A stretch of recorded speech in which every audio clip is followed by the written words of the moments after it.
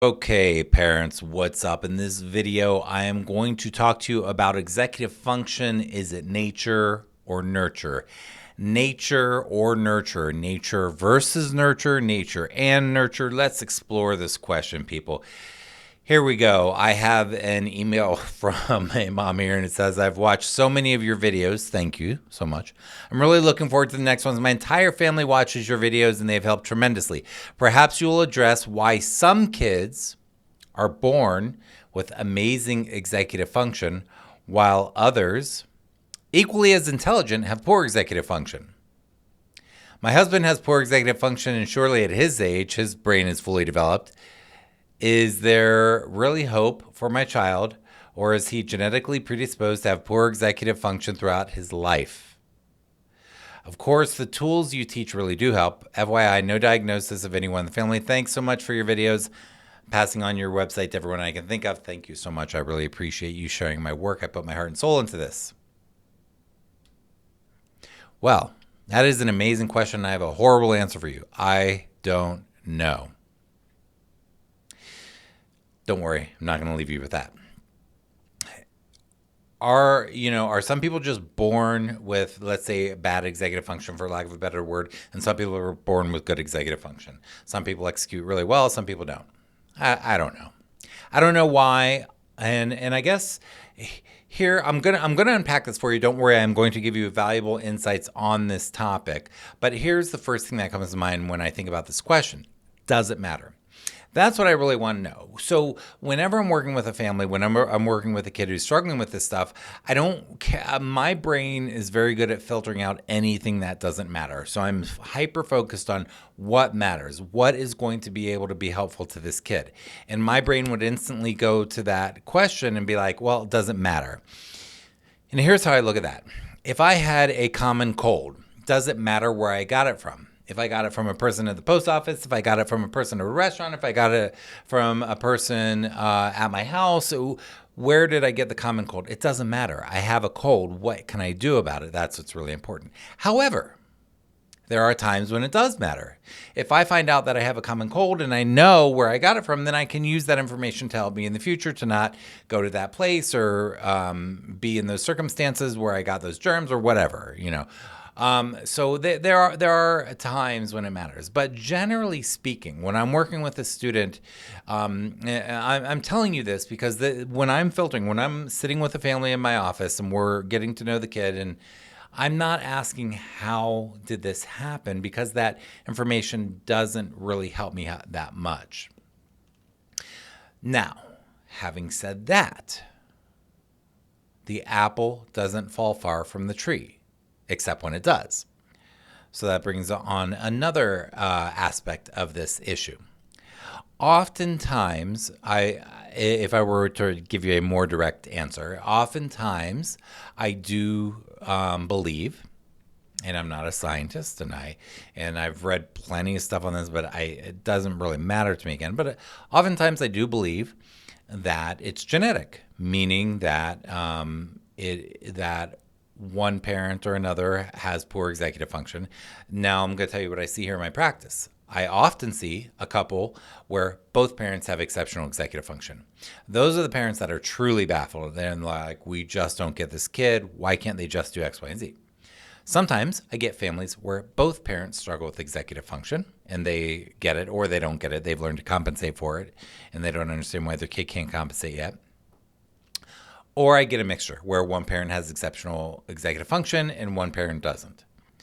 But the apple often doesn't fall far from the tree. I do find that a lot of times when I'm talking with families will say, yeah, my child is more like me than my spouse or what have you. So are kids predisposed? Sure, probably.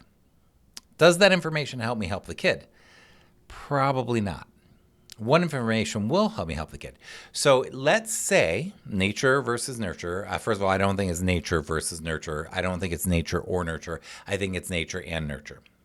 Let's say the nature aspect of it, that you have a parent who struggles with executive function and struggled with executive function their whole life. Their brain is fully developed. Their brain is not going to get any better executive function. That is probably pretty likely. However, something you said in here is very important. Could that parent whose brain is fully developed, it says, of course, the tools you teach really do help. Could that parent have better tools? Yes. So let's say that the brain is plastic, but let's just assume that the brain of a grown adult, let's just say their executive function is pretty much the way it's going to be. Could they execute better? Yes, they can execute better with better skills, with better tools, with better strategies, with better approaches, with better systems, with better mindsets, which is something that can be changed, with better habits, with better routines. So that's what we want to focus on here. Now let's look at nurture. So let's say nature, let's say that nature, they have, relatively good executive function or not good executive function. Let's say that by nature we have that. Now we're going to look at the nurture, and the nurture is the things we can do something about, which is what I just mentioned. So I'm going to back up a little bit. In my program, the way that I teach executive function, the way I coach executive function, I look at three things that we want to work on. Systems, mindsets, habits, and routines. Systems, mindsets, habits, and routines I lump together. When I'm working with a student, I'm not evaluating where's your brain at, how is your executive function in your brain. I know that the brain is developing. I know that use it or lose it, that as we use our brain for certain activities, our brain gets better at doing those activities. So I know that as we implement systems, mindsets, habits, and routines, we can help the brain develop better, that the brain will adapt. But I can't measure neurons. I can't measure what connections are made. But what I can see is evidence. 6 to 8 weeks down the line, I've been working with a kid. Me, the parents, the teachers, were able to say, wow, this kid has come a long way. This kid is able to do X, Y, and Z much better now. Did the brain develop at that point? Probably. As we've been implementing these systems, mindsets, habits, and routines, the brain probably did develop. So, nurture, the first things we look at when we look at nurture, in my opinion, when we look at external factors that impact executive function in this case, the first thing like I said, I have those three things, but the first thing I'm really going to look at is the basics: sleep, nutrition, exercise. If somebody is struggling with executive function and they are not sleeping well, or they are eating foods that make you foggy, or they are not exercising, those things are going to impact executive function negatively. If the kid gets restful sleep, food that is truly nourishing the body, exercise, plenty of movement in the body, and the body is functioning with those three things, sleep, nutrition, exercise, then executive function will be impacted positively. So we absolutely want to look at, in my opinion, look at nurture in terms of sleep, nutrition, exercise. Those are external factors we can impact that have an impact on executive function. And we want our kids to be able to utilize the executive function that they have, particularly if they struggle with executive function. We want to, quote, optimize their ability to tap into the executive function that they do have. Now, I talked about sleep, nutrition, exercise as something that's nurture, so to speak. But another thing that's nurture is emotional regulation, anxiety, depression, traumas, things that impact the nervous system. The more our nervous system is in an aggravated state, the less we are going to be able to tap into our executive function.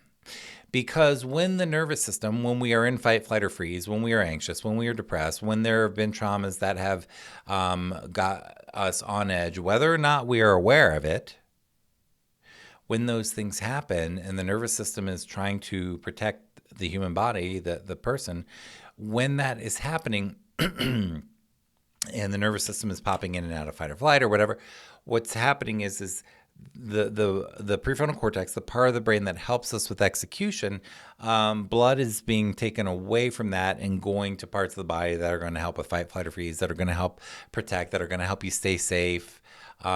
So when we are in a safe and social state, and our nervous system is regulated, we're able to get the most out of our executive function as well.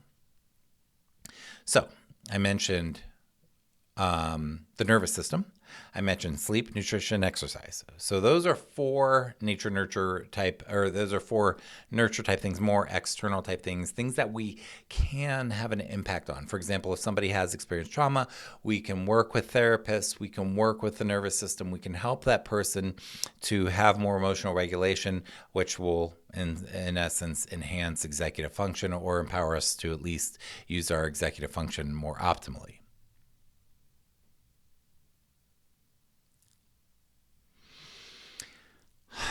So I think I really want to address what this question is from the parent who's asking this. They're looking at their kid. They're saying, my kiddo is struggling with executive function just like my spouse does. Is there any hope?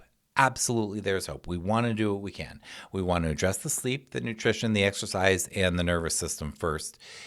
Not necessarily first or second, but we want to address those base things. A lot of people don't want to do that because those things are hard.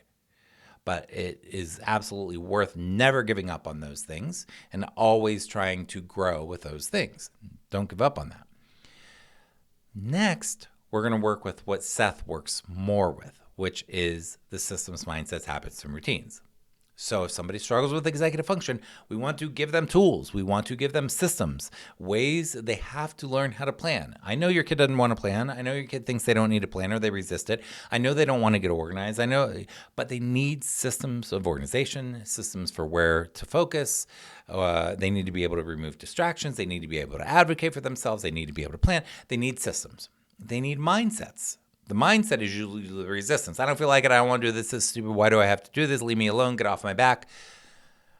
I can't. It's too hard. It's not worth my time.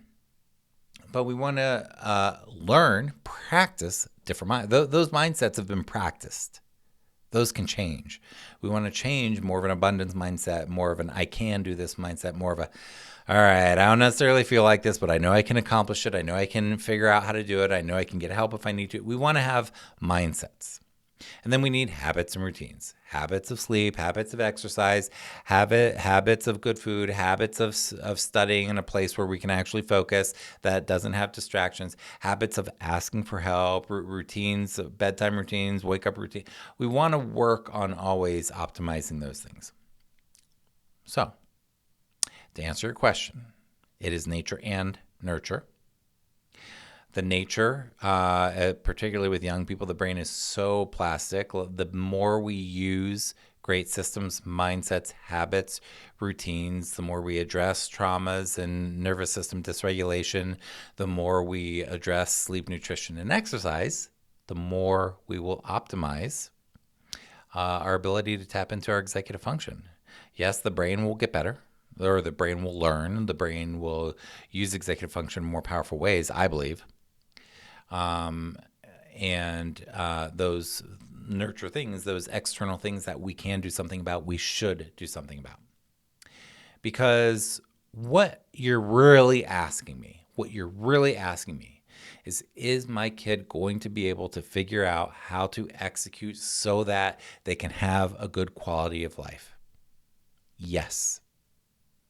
Regardless of whether it's nature or nurture, if we have interventions, logical, rational, reasonable, good interventions that help the child, they will be able to develop the executive function skills or the executive function, the nature and the nurture. They will be able to develop better executive functions so that they can realize their potential, achieve their dreams, go for their goals, have a good future, have a good financial life, have good relationships, have a good career, have a fantastic life, which is what you're really asking me.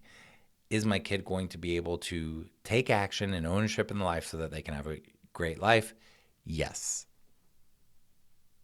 My name is Seth with SethPerler.com. Right there. Sign up, subscribe, Like this if you want. I don't really care. If you like it, you're going to like it. If you don't, you're not going to. But if you like this, share my stuff. I really appreciate it. I put my heart and soul into this. I hope you have a fantastic day. I will see you soon.